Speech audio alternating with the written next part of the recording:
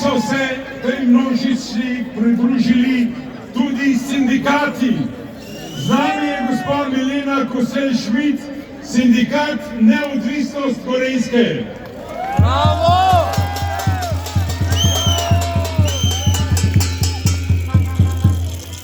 Hvala vsem, ki ste tukaj. Hvala vsakemu posamezniku, vsem skupaj.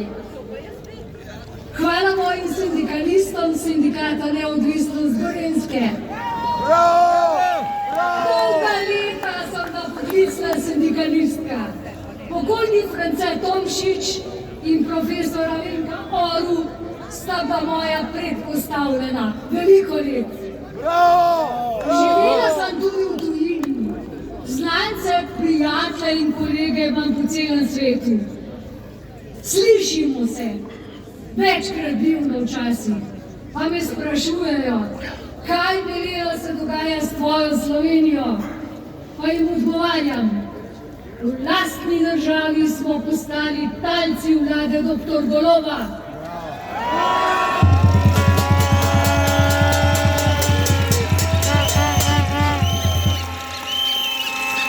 Talci vlade, ki državljane ločuje na navadne državljane in na elito. 3 leta gledamo bolesko slovenske demokracije. Predsednik vlade dr. Golob, vseh afer, vseh nečednosti in neumnosti, ki jih je pridelala vaša vlada, se ne da kar pomesti pod preprogo. Tako velika preproga ne obstaja.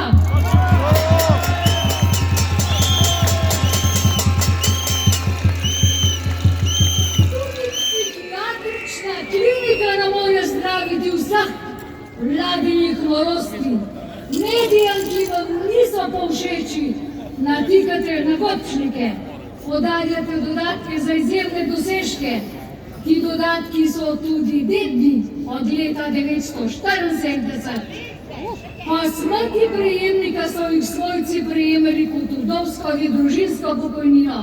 Ne glede na to, da je pokojnina z delom pridobljena pravica posameznika in temelji na vplačanih prispevkih. Po novem se res da ne bodo več dedovali, vendar izplačilo teh dodatkov iz PIZ-a brez vplačanih prispevkov nima tam kaj iskati.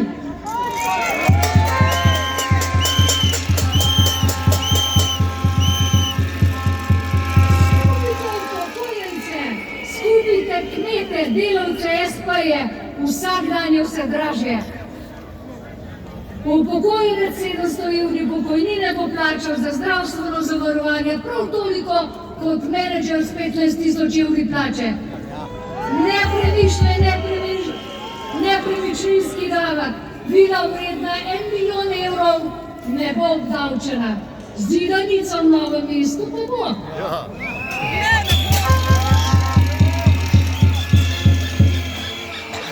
Seznam je predolg.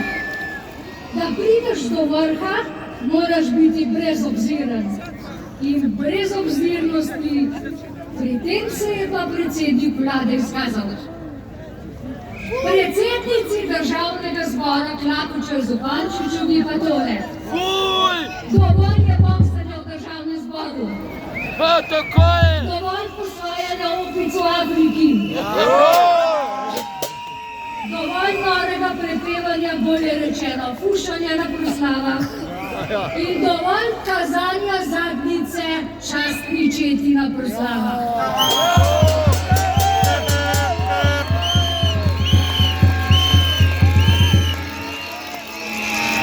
Pa še nekaj pomembnega.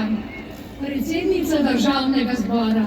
Knjigo imenujemo knjiga in ne tisto. Torej, razpihali smo žerjavico, da se je umela. Ognja ni več mogoče pogasiti. Slovenija je vstala!